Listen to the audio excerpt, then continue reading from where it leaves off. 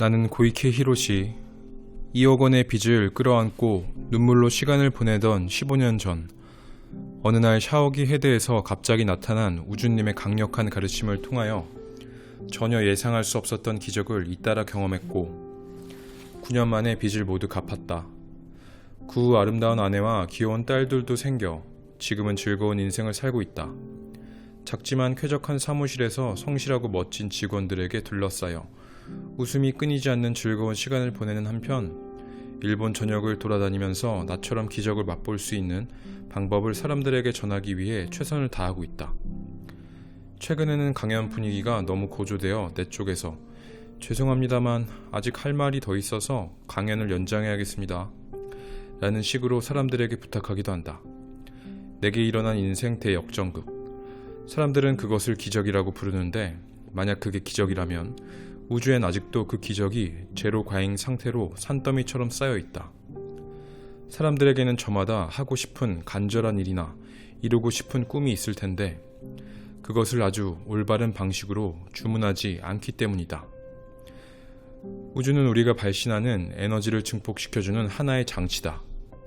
마음속에서 우러나오는 진심이 깃든 주문이라면 우주는 그것을 현실로 만들어주지만 올바른 주문을 보내지 않으면 실현시켜주지 못한다. 말버릇을 완전히 바꿔 올바른 주문을 할 수 있게 된 이후 나의 생활에는 수많은 기적이 발생했다. 시리즈 2편에서 소개한 히로미도 이 주문 방법을 실천해서 연속적으로 기적을 경험했고 나의 강좌를 들은 사람들 중에서 일이 술술 잘 풀린 사람이 많았다. 우주에 주문을 보낸 다음 날 만난 사람과 6개월 만에 결혼한 사람도 있었다. 독자들이 보내주는 메일을 보면 큰 것에서 작은 것까지 나도 깜짝 놀랄 정도의 많은 기적들이 일어나고 있다. 나는 2018년으로 접어들자마자 세미나를 열 때마다 청중에게 이렇게 말했다. 제가 집을 샀습니다. 2020년에 계약할 겁니다. 가족들이 동경하는 마당이 딸린 단독주택. 그 차고에는 그토록 가지고 싶었던 외제차가 주차되어 있다. 내가 주문한 것은 그런 구체적인 광경이었다. 왜 2020년이냐고? 사실 나는 신용카드를 만들 수 없다. 빚을 완전히 변제한 것이 2014년이고 7년 정도는 그 이력이 남는다고 하니까 7년 후면 2021년이다. 그래서 2020년을 목표로 삼았다. 신용카드를 만들 수 없는 나는 당연히 주택융자도 받기 어렵다. 그래서 현금으로 구입한다는 전제로 나는 2020년 집을 현금으로 구입했다 라고 주문했다. 우주에 주문을 보낸 후 어떤 집에 살고 싶은지 이미지를 그려보면서 지내다가 정말 마음에 드는 집을 발견했다. 그런데 예상했던 것보다 집값이 꽤 비쌌다. 나는 블랙리스트에 올라있어 현금이 아니면 집을 살 수 없었다. 그런데 그 집을 사기에는 현금이 부족했다. 정말 멋진 집이었지만 그 집과는 인연이 없다는 생각에 거의 포기했다. 그러던 어느 날 매달 거래하는 금융기관을 찾아갔는데 지점장이 이렇게 말했다. 히로시 씨, 혹시 상담하실 일이 있으면 언제든지 편하게 말씀하십시오. 상담이라고 하시니까 사실은 한 가지 있긴 합니다만. 그러자 지점장이 즉시 응접실로 나를 안내했다. 그게 갑자기 이런 상담을 해도 되는지 모르겠습니다만 제가 혹시 주택융자를 받을 수 있을까요? 나는 엉거주춤한 자세로 우물그렸다. 그러자 지점장이 상담을 흔쾌히 받아주며 말했다. 심사를 한번 받아보시겠습니까? 며칠 후 지점장에게 전화가 걸려왔다. 히로시 씨, 심사가 통과되었습니다. 내가 주택융자를 받을 수 있을 거라곤 생각지도 못했다. 세상은 정말 알 수 없다. 마음에 드는 집이 있어도 구입할 방법이 없어 우왕좌왕하고 있었는데 주문을 낸 것보다 2년이나 일찍 기적적으로 내 집을 사게 된 것이다. 또 죽기 전에 한 번은 타보고 싶다 라고 그토록 동경하던 외제차까지 충동 구매로 구입했다. 누가 상상이나 했을까? 신용카드 심사를 받으면 떨어지기만 하던 내가 융자로 집을 산다는 것은 누구보다 나 자신이 상상도 하지 못했던 일이다. 하지만 그것이 이루어졌다. 기적은 매일 일어나고 있다. 매일 일어난다면 그것이 이제 일상이다. 우주에 주문을 보내고 행동으로 옮겨 성취한다. 이런 식으로 기적은 이제 나에게 일상이 되었다. 기적이 아니라 일상이다. 말은 소리고 진동을 만들어내는 소리는 에너지 그 자체다. 가수가 복부의 힘을 사용해서 입으로 부르는 노래를 듣고 우리는 감동하고 그 소리에 실려있는 내용에 눈물을 흘리기도 한다. 그 노랫소리에 자신의 마음을 흔드는 강한 에너지가 깃들어 있기 때문이다. 사람들의 입에서 나오는 소리, 즉 목소리는 진동을 하면서 공기를 타고 뻗어나가 상대방에게 전달되면 우주까지 전달된다. 우주는 이런 에너지들을 받아들여 증폭시키는 방식으로 사람들의 소원을 들어준다. 다시 말하면 사람들이 매일 입 밖으로 내는 모든 말이 주문인 셈이다. 그렇기 때문에 평소에 사용하는 말을 주의해 골라야 하며 좋은 말을 하고 부정적인 말은 하지 말아야 한다. 그것만으로도 사람들은 비약적으로 삶이 바뀔 수 있다. 그 중에서도 가장 강력한 에너지를 가진 말이 감사합니다. 그리고 사랑합니다와 같은 말이다. 말버릇을 바꾼다는 것도 물론 지금 당장 할 수 있는 최초의 행동이다. 또 우주님으로부터 무언가 힌트를 얻으면 곧바로 행동에 옮겨야 한다. 그렇게 하는 동안 다음 힌트가 찾아오고 또 행동으로 옮기고 이런 식으로 반복한 결과 내 빚을 모두 변제할 수 있었고 지금 이렇게 행복하게 살고 있다. 수많은 책을 읽어봤지만 내 현실은 전혀 바뀌지 않았어 라고 말하는 사람들이 많이 있다. 그건 사람들이 스피리추얼에 대해 착각을 하고 있기 때문이야. 스피리추얼은 눈에 보이지는 않지만 단순히 상상하고 원하고 기다리는 것과는 전혀 다르다는 말이지요. 그렇지. 눈에 보이지 않는다고 해서 현실적으로 존재하지 않는다는 건 아니야. 눈에 보이진 않지만 확실하게 존재하는 에너지가 있거든. 눈에 보이지 않는 존재를 소중하게 여기고 의지했는데 소원이 좀처럼 이루어지지 않을 때에는 무엇보다 이 부분을 반드시 확인해야 한다. 본인의 두 발로 땅을 확실하게 디디고 서서 지금 살고 있는 현실 세계에서 최선을 다하고 있는가. 끊임없는 에너지 발신, 즉 주문과 행동이 세트로 이루어지는 거야. 그 말은 결국 스스로 노력하지 않으면 안 된다는 뜻이잖아 라고 낙담할 필요 없어. 히로시, 너를 잘 봐. 매일 즐거운 마음으로 열심히 움직이고 있잖아. 인생의 밑바닥에 있을 때에도 하루에 감사합니다라는 말을 7,000번 정도 했었지. 그야 감사합니다라는 말을 하고 우주님이 준 힌트를 따라 행동하면 소원이 이루어지니까 그랬죠. 넌 정말 단순해서 좋아. 말로 표현하는 것 자체가 주문이 이루어지게 만드는 행동이다. 말로 표현하는 행위는 소원을 이루는 첫걸음이다. 나 자신의 경험을 돌이켜보면 확신할 수 있다. 목소리도 파동을 가진 에너지 그 자체다. 다양한 소리의 조합이 우리의 목소리나 말을 만들어낸다. 그리고 그 소리의 조합에 의해 에너지는 좋아지기도 하고 나빠지기도 한다. 단순한 소리 아냐 라고 생각할지도 모른다. 하지만 우리는 소리의 조합으로 상대에게 마음을 전달하거나 받아들일 수 있다. 감사합니다 라는 말을 들으면 기분이 좋고 바보, 멍청이라는 말을 들으면 기분이 나빠진다.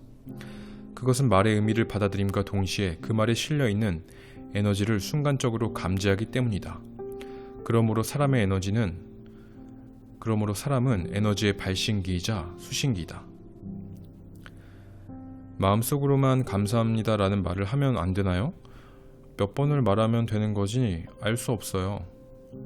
아무리 노력해도 부정적인 말이 머릿속에 떠올라요. 좋은 말버릇이 습관화되지 않아요. 저도 모르게 부정적인 말버릇을 돌아와 버려요.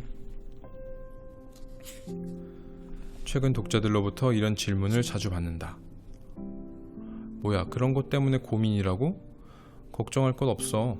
부정적인 말버릇은 얼마든지 고칠 수 있으니까.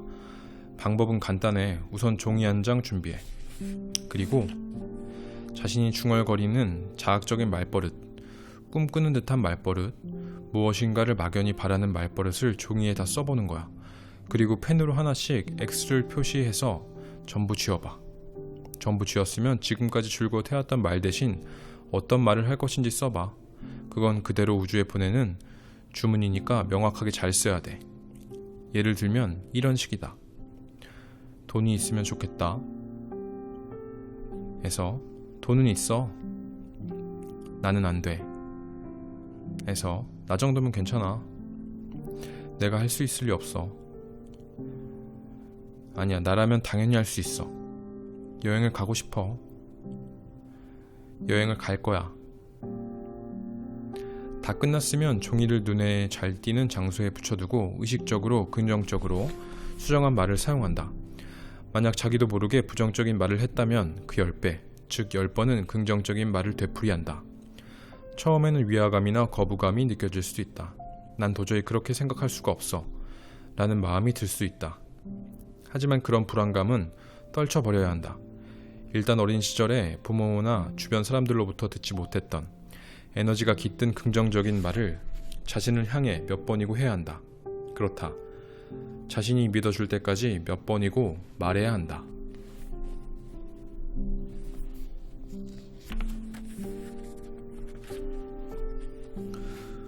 소원을 이룬 사람과 이루지 못한 사람의 차이가 있다면 자신에게 제한을 두지 않고 순수하게 소원이 이루어질 것이라고 믿고 있었는가 하는 것이다.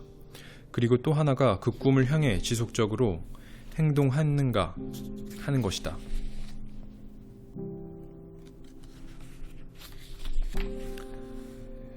우리가 사는 지구는 행동하는 별이다. 마음은 우리의 몸을 위협으로부터 지키기 위해 부정적인 것에 민감하게 반응한다.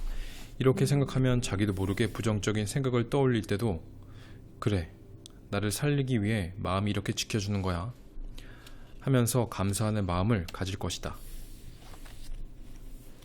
부정적으로만 생각하지 않고 지구에서의 생활을 마음껏 즐기기 위해 여러분이 꼭 알아야 할 것이 있다. 현실 세계는 하나의 무대이고 우리의 고통은 영화를 재미있게 만들기 위한 스토리의 일부라는 것이다. 우리가 아무리 위기에 처한다고 해도 우리의 영혼은 행복으로 가는 길이 있다는 사실을 알고 있다. 가슴 설레는 일을 하고 싶다. 가능하면 그 일만 하고 싶다. 저마다 그렇게 생각하는 일이 있지 않을까? 최근에는 자신이 하고 싶은 일을 하면서 성공하는 노하우나 미디어를 통해 다양하게 소개되고 있다. 히로시 씨, 소원을 이루면서 자신을 소중하게 여기면서 가슴이 설레는 일을 해야 하잖아요. 그렇다면 하기 싫은 일을 하지 않아도 되는 건가요? 이런 식으로 물어본 독자들이 최근 부쩍 늘었다. 일단 자신의 기분을 좋은 상태로 유지하는 것을 가장 중요하게 여기는 경향이 있다. 그것이 잘못된 것은 아니지만 그러다가 진심으로 먼저 보낸 주문이 통째로 취소가 될 수도 있어. 주문이 통째로 취소가 된다고요? 예를 들면 아까도 말했듯이 부정적인 면에 민감해지고 무의식적으로 피하고 싶어 하지. 감사합니다를 5만 번 반복하라고 하지만 솔직히 귀찮고 하기 싫어서 하지 않는다. 문득 어떤 장소에 가보고 싶다는 생각이 들지만 가기 싫어서 안 간다. 기분이 내키지 않아서 전부 취소했다. 이렇게 모처럼 주어진 힌트를 실행하지 않은 채 평소에 부정적인 버릇을 따라 계속 주문을 취소하는 결과를 낳는 거야. 이런 식의 그만두었다, 취소했다, 포기했다는 행동들을 자신을 소중하게 여기는 것이 아니라 우주로 보내는 무책임하고 부정적인 주문일 뿐이야. 하지만 책임이라는 말에 두려움이나 부담을 느끼는 사람이 많긴 하잖아요. 아, 그것도 역시 사람들의 착각 때문이야. 착각이요? 책임이라는 것은 누구에 대해 지는가 하는 것이 중요해. 자신 이외의 다른 누군가를 위해 지는 책임이라면 그 순간 책임이 무거워지고 고통스러워지면서 압박감을 느끼게 되는 거야. 누군가에 대해 책임을 진다면 확실하게 해야 한다는 그런 압박감 말인가요? 그렇기도 하지만 예를 들어 회사에서 실수를 했을 때 누구에 대해 책임을 져야 한다고 생각하지? 우선 회사와 상대방이겠지요. 아니야. 실수도 성공도 무언가를 스스로 선택해서 행동했을 때 책임의 대상은 누군가가 아니라 자기 자신이야. 책임에는 내 인생은 스스로 책임을 진다 라는 내용이 담겨 있어야 해. 그렇다면 실패하는 것이 두려워서 행동하는 것도 두려워지지 않을까요? 그렇게 생각하지? 하지만 넌 잘못 알고 있는 거야. 사실 이건 반대야. 자신의 인생에 책임을 진다는 것은 어떤 의미에서 보면 무엇을 해도 자유롭다는 것이지, 실패를 하든 자신이 생각한 결과가 나오지 않든 자신의 인생과 행동에는 자신이 책임을 진다. 책임감을 가지고 반드시 행복해진다는 거야. 그런 각오만 있으면 두려울 게 아무것도 없어. 반대로 누군가의 가치관으로 판단하려 하거나 다른 사람의 시선에 신경을 쓰고 실패하면 어떻게 생각할까? 상대방에 대해 책임을 져야 해 라고 생각하면 고통스럽고 압박감을 느끼는 것이지 애당초 타인에 대한 책임 같은 건 질 수 없는 거야.